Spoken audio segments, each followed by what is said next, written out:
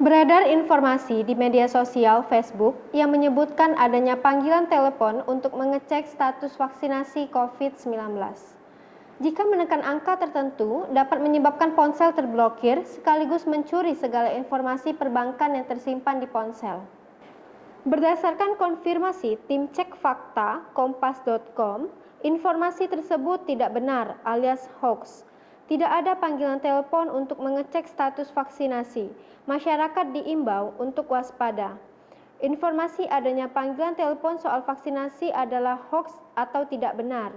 Jubir vaksinasi COVID-19 Kementerian Kesehatan, Siti Nadia Tarmizi mengatakan, lembaga resmi pemerintah tidak pernah melakukan panggilan telepon untuk menanyakan status vaksinasi masyarakat. Nadia menegaskan, informasi panggilan telepon dengan modus mengecek status vaksin tersebut tidak benar dan termasuk konten palsu.